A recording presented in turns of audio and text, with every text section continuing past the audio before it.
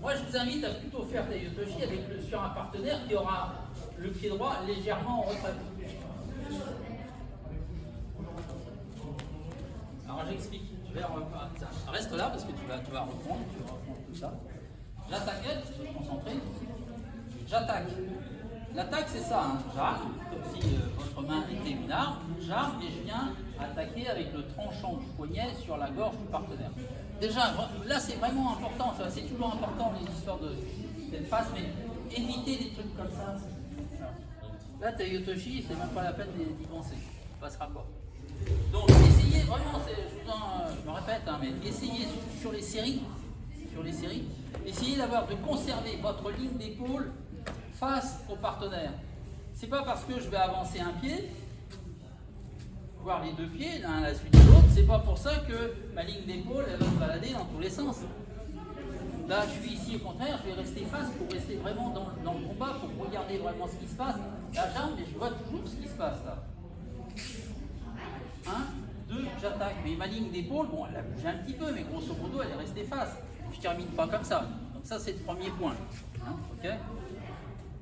Deuxième point, si je fais ça, là, je lui souhaite bon courage pour me faire Tayotoshi. Sachant que Tayotoshi, c'est deux mains à l'intérieur. Voilà. Là, s'il n'a pas des bras de 60 cm de diamètre, il ne passera pas Tayotoshi. Donc, les hookés, il faut essayer d'être le plus possible dans la chute qui va suivre. Donc même si vous terminez le pied droit devant, vous pouvez très bien terminer le pied droit devant, essayez de ramener le pied gauche. Là, pied droit et hop, je reviens. Ok?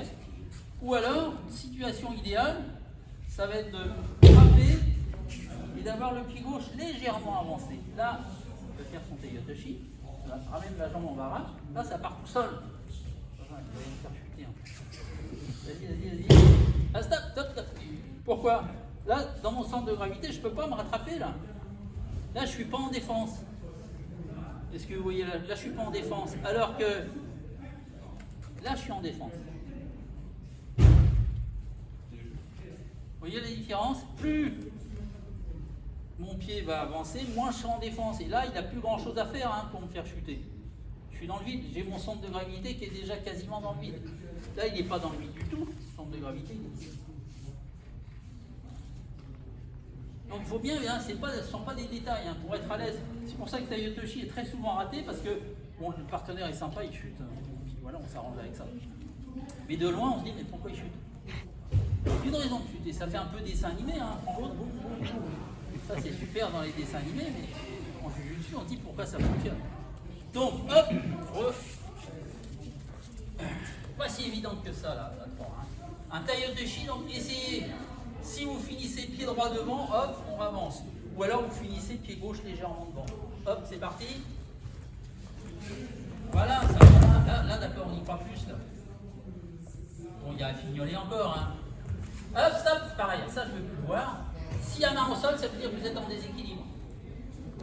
Ça veut dire que lui, en admettant qu'il se soit un guerrier aguerri, il peut déjà se sortir de là. Vous êtes en déséquilibre, hein. C'est une grosse perte de temps. Donc, quand vous avancez largement pour... Non, si vous faites ça, ça veut dire que vous ne maîtrisez pas la descente au sol. Ok? Voilà, merci. Donc, à vous de régler.